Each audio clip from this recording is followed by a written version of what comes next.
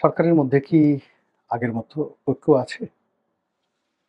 কিংবা সরকারের পেছনে যে শক্তি ছিল, দৃশ্যমান শক্তি, অদৃশ্য শক্তি, অন্তর্নিহিত শক্তি, সেই শক্তির রূপকগুলো, ধারকগুলো কিংবা শক্তির যে সূত্রগুলো রয়েছে, রুট, সেগুলো কি এখনো আছে? নাকি সবকিছু এলোমেলো হয়ে গেছে? এর কারণ হলো ২০২৫ সনের জুলাই মাসে এসে যে সকল কথাবার্তা শুনতে পাচ্ছি এবং যে সকল বিশৃঙ্খল অবস্থা দেখতে পাচ্ছি, সেক্ষেত্রে সরকার যে খুব স্বাভাবিকভাবে কাজ করতে পারছে, চলছে, সরকারের যে সুন্দর একটি ভবিষ্যৎ আছে, এটা মনে হচ্ছে না। সরকার প্রধান হিসেবে ডক্টর মোহাম্মদ ইউনূসের যে কথা, তার যে ধারাবাহিকতা থাকা দরকার, সেই কথার একটা ধারাবাহিকতা আমরা এখন পর্যন্ত দেখিনি। তার সরকারের একটা গুরুত্বপূর্ণ সিদ্ধান্ত বাস্তবায়ন, কোনো মেগা প্রকল্প বাস্তবায়ন করা, কোনো গুরুত্বপূর্ণ সিদ্ধান্ত গ্রহণ করা, এরকম আ দেখছি না। যা কিছু হচ্ছে সেটা অনেকটা বিএনপির ইচ্ছা, অনেকটা জামাতের ইচ্ছা, অনেকটা এনসিপির ইচ্ছা। কিন্তু সরকারের যে সত্যিকার একটা ইচ্ছা, এককভাবে ইউনিক ইচ্ছা, এটা আমরা দেখছি না। শেখ হাসিনার বিচারের জন্য, জুলাই আগস্টে বিপ্লবে যারা হত্যাকাণ্ড ঘটিয়েছেন, তাদের বিচারের জন্য ট্রাইব্যুনাল হয়েছে। এটা সরকারের কোনো একক ইচ্ছা নয়। সরকার এই কাজটি করতে বাধ্য হয়েছে। ২ নম্বর হলো যে এই যে বিচার ব্যবস্থা, সেই বিচার ব্যবস্থার মানে বিচার ব্যবস্থাকে চমৎকারভাবে কন্টিনিউ করার জন্য সরকারের যে ভিশন দরকার, মিশন দরকার, সেটা পরিলক্ষিত হচ্ছে না। এটা কেমন যেন একটা ঢিলেঢালাভাবে সবকিছু চলছে। আমাদের সুপ্রিম কোর্ট, আমাদের appellate division, high court division, supreme court bar, attorney general office, নিম্ন আদালত, আইন মন্ত্রণালয়, তারপরে প্রধান উপদেষ্টার কার্যালয়, এই জিনিসগুলোর মধ্যে যা হওয়া দরকার হচ্ছে না। যেমন ধরুন শেখ হাসিনার ১৫ টি বছর। এখন ১৫ টি বছরে আপনি বুঝতে পারতেন যে কারা রাষ্ট্র চালাচ্ছে। সেক্ষেত্রে প্রধানমন্ত্রীর কার্যালয়ের প্রধানমন্ত্রীর সচিবকে, ব্যক্তিগত সচিবকে, তারপর আ প্রধানমন্ত্রীর কার্যালয়ের মুখ্য সচিবকে, সমস্ত মানুষের মুখস্থ ছিল। আপনি কি বলতে পারবেন এখন ডক্টর মোহাম্মদ ইউনূসের মুখ্য সচিবকে? সবচেয়ে বড় যিনি প্রিন্সিপাল সচিব, বলতে পারবেন না। আপনি কি বলতে পারবেন যে উনার যে একটা সেক্রেটারি আছে, পূর্ণ সচিব পদমর্যাদার একজন প্রাইভেট সেক্রেটারি আছে। Who is he? তার নাম কি? আমি তো জানি না।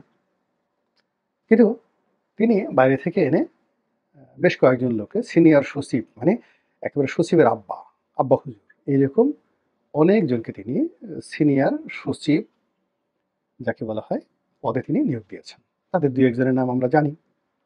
এখন এই যে তিনি যাদেরকে নিয়োগ দিয়েছেন, তারা যে কাজটা করছে, সেই কাজ নিয়ে সচিবদের মধ্যে সঙ্গতের কারণেই একটা আ অসম্মানজনক বিব্রতকর পরিস্থিতি তৈরি হচ্ছে। এর কারণ হলো এদের মধ্যে অনেক তরুণ রয়েছেন, যারা সিনিয়র সচিব হয়েছেন কিন্তু তাদের যে বয়স, তারা বড়জোর আ অনেকে টিওনো হতে পারতেন, এডিসি হতে পারতেন যদি তারা বিসিএস এ চান্স পেতেন। এবং ২-১ জন আছেন যারা হয়তো তাদের বয়সের বিচারে বড়জোর ডেপুটি সেক্রেটারি হতে পারতেন। তাদের যে এইজ, জয়েন্ট সেক্রেটারি হতে পারতেন কিনা আমি বলতে পারব না, যদি স্বাভাবিক হইতে তারা প্রমোশন পেতেন। কিন্তু তিনি যাদেরকে সিনিয়র সচিব হিসেবে নিয়োগ দিয়েছেন, কেউ আছেন যারা বিসিএস পরীক্ষায় যদি বসতেন, প্রিলিমিনারিতে পাস করতে পারতেন না।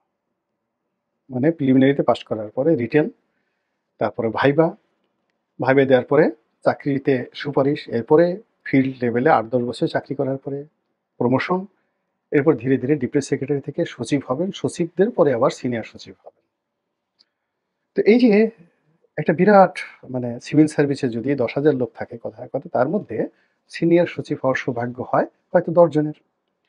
তো এইরকম হঠাৎ করে ধরে এনে যারা পরীক্ষায় বসেননি কখনো, বিসিএস পরীক্ষায় পাস করা তো দূরের কথা, তাদেরকে এনে উনি সিনিয়র সচিব বানিয়ে দিয়েছেন। ফলে কি হলো? আমরা এই সিনিয়র সচিবদেরকে চিনছি, কিন্তু অরিজিনাল যারা সচিব, তাদেরকে আমরা চিনছি না, যারা দেশ চালাচ্ছে বা যারা দেশ চালাবে। এরপর আমলাদের বাইরে যেটা আছে সেটা হলো একটা রাইট হ্যান্ড থাকে, তারপর শেষে লেফট হ্যান্ড থাকে। বিএনপি জমানাতে, আওয়ামী লীগ জমানাতে, এরশাদ জমানাতে প্রধানমন্ত্রী একটা মিনি ক্যাবিনেট থাকে, কিচেন ক্যাবিনেট থাকে। তো সেখানে পদ, পদবি না থাকলে অনেকে আ ক্ষমতাধর। যেমন শেখ হাসিনার এস আলম, তারপর শেষে শেখ হাসিনার সালমান এফ রহমান, শেখ হাসিনার সেই মজুমদার, নজরুল ইসলাম মজুমদার, তারপর আরো অনেকে। এরকম ধরুন এট লিস্ট 1 ডজন। এখন এদের হাতে অনেক ক্ষমতা। এদের হাতে অনেক ক্ষমতা ছিল। এরকম একটা ক্ষমতা এটা অভ্যস্ত। এখন ডক্টর মোহাম্মদ ইউনূসের এরকম লোক কারা? চিনেন আপনি তাদের কাউকে? নাম বলতে পারেন? তাহলে এই ক্ষমতাগুলো কোথায়? আকাশে উড়ে বেড়াচ্ছে, বাতাসে উড়ে বেড়াচ্ছে অথবা ক্ষমতা ভূতে চালাচ্ছে। ক্ষমতা তো এলোমেলো হয়ে যায় না। এরপরে আ সংবাদপত্র চিন্তা করেন। উনার একজন প্রেস সচিব আছেন। তারপর উনার একটা প্রেস উইংস আছেন। তো উনি এই উনার জামানাতে সবচেয়ে বেশি নিয়োগ দিয়েছেন প্রেস উইংসে। আ দেশে, দেশের বাইরে বিভিন্ন জায়গাতে সবচেয়ে বেশি নিয়োগ উনার ব্যক্তিগতভাবে নিয়োগ দিয়েছেন এবং ওখানে উনার উদারতা সর্বোচ্চ পর্যায়ে। কিন্তু উনার আগে যারা ছিলেন, এখন ধরেন উনি ১ম এ নাহিদকে বানালেন আ প্রেস যাকে বলে মিনিস্টার, তথ্যমন্ত্রী। আর শফিককে বানালেন তথ্য সচিব। যদি আপনি জিয়াউর রহমান বঙ্গবন্ধুর আমল থেকে চিন্তা করেন, তো বঙ্গবন্ধুর আমলে বঙ্গবন্ধুর প্রেস সচিব ছিলেন সেই বাহাউদ্দিন সাহেব। আপনি কল্পনা করতে পারবেন না কত বড় সাংবাদিক ছিলেন। জাওয়াদুর রহমান সাহেব ছিলেন। জিয়াউর রহমান সাহেবের তথ্যমন্ত্রী ছিলেন আকবর কবির সাহেব, হুমায়ুন কবিরের ভাই। ভারতের কেন্দ্রীয় সরকারের যে শিক্ষামন্ত্রী হুমায়ুন কবির তার যে বড় ভাই আকবর কবির, নাজমুল হুদা সাহেবের শ্বশুর এবং সিগমা হুদার ব্যারিস্টার সিগমা হুদার বাবা। তিনি ছিলেন তার তথ্যমন্ত্রী। আচ্ছা, এরশাদ সাহেবের তথ্যমন্ত্রী কারা ছিলেন? উনি ছিলেন আনোয়ার জাহিদের মতো বিশ্ববরেণ্য সাংবাদিক, বিশ্ববরেণ্য বুদ্ধিজীবী ডক্টর মিজানুর রহমান শেলী তথ্যমন্ত্রী ছিলেন। আচ্ছা, শেখ হাসিনার তথ্যমন্ত্রী কারা ছিলেন? এই লাস্টের কয়েক বছর আপনি চিন্তা করেন। হাসানুল হক ইনু। আপনারা কল্পনা করতে পারেন হাসানুল হক ইনু হু ইজ হি? বঙ্গবন্ধুর সেই মসনদ কাঁপিয়ে দিয়েছিল যে পত্রিকা গণকণ্ঠ, সেই গণকণ্ঠের মালিক, উদ্যোক্তা, জাসদ, সেই জাসদের হাসানুল হক ইনু। তাকে তিনি তথ্যমন্ত্রী বানিয়েছেন। যেন তেন কথা নয়। এরপর তিনি আবুল কালাম আজাদ, বিখ্যাত সাংবাদিক, প্রবীণ সাংবাদিক, তাকে বানিয়েছেন তথ্যমন্ত্রী। তার তথ্য সচিব কারা ছিল বা তথ্য টিমে কারা ছিল? আবুল কালাম আজাদ সাহেব ছিলেন। পরে বাসসের এমডি হয়েছিলেন। ইকবাল সোবহান চৌধুরী তার তথ্য উপদেষ্টা। বাংলাদেশে ইকবাল সোবহান চৌধুরীর সামনে এখন উনার সামনে যারা আছেন কলম ধরে এ লেখবেন, বি লেখবেন। আমি তো কল্পনাই করতে পারি না। তারা হয়তো এখন ক্ষমতা আছে ইকবাল সোবহান চৌধুরী সাহেবকে জিজ্ঞেস করতে পারেন, "তুই কার বাপরে? তুই কার খালুরে?" এটা জিজ্ঞাসা করতে পারেন। কিন্তু আমি ইকবাল সোবহান চৌধুরী সাহেবকে যেভাবে দেখেছি অবজারভারে চিফ রিপোর্টার হিসেবে, অবজারভার সম্পাদক হিসেবে, মানে আমার বস হিসেবে দেখেছি, আমার সহকর্মী হিসেবে দেখেছি। আবার প্রেস কাউন্সিলে উনিও মেম্বার ছিলেন, আমিও মেম্বার ছিলাম। তো এই যে আ তার যে টিম, পরবর্তীতে সেখানে নাঈমুল ইসলাম খান আসছেন। আপনি যদি বলেন বাংলাদেশের ইতিহাসে সম্পাদক হিসেবে নাঈমুল ইসলাম খানের যে টিম, মানে তার যে টিম স্পিরিট, মানে তার যে লিডারশিপ, তার ব্যাপারে হাজারো অভিযোগ থাকতে পারে। কিন্তু আজকের কাগজ, ভোরের কাগজ, প্রথম আলো, এই যে টোটাল যে টিমটা দেখেন এবং আজকের যে মিডিয়া দেখেন, এখানের যত স্টার সাংবাদিক সব নাঈমুল ইসলাম খানের হাতে তৈরি করা। তার কলিগ, তিনি তাদের বস ছিলেন। এই যে মতিউর রহমান সাহেব 'প্রথম আলো', তারপর শেষে আপনার যাকে বলে আনিসুল হক, এরা সবাই নাঈমুল ইসলাম খানের অধীনে চাকরি করেছেন। সেই ভদ্রলোক ছিলেন উনার সেই প্রেস সচিব। তো কাজেই একটা ধারাবাহিকতা সামঞ্জস্য মানে রাষ্ট্র ১৮ কোটি মানুষের একটা রাষ্ট্র, ৭ লক্ষ থেকে ৮ লক্ষ কোটি টাকার একটা বাজেট। তো এইটা পরিচালনা করার জন্য যে দক্ষতা, অভিজ্ঞতা, হৃদয়, মন, মানসিকতা, আভিজাত্য যা কিছু দরকার, এটা কি এত সোজা? এত সোজা না।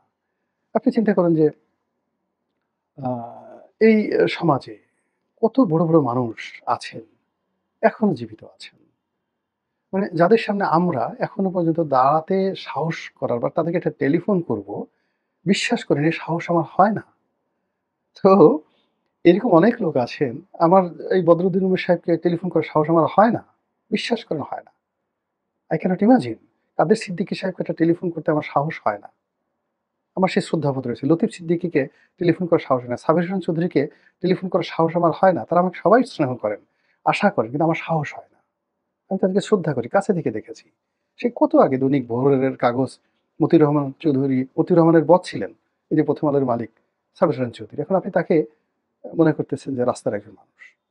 এটা আমার হয় না। কিন্তু অনায়াসে এখন ডক্টর মোহাম্মদ ইউনূসের সঙ্গে অনেক লোক আছে যারা এরকম বড়, বড় মানুষকে কান ধরে ঘুরানোর মতো সাহস রাখে, শক্তি রাখে, হিম্মত রাখে।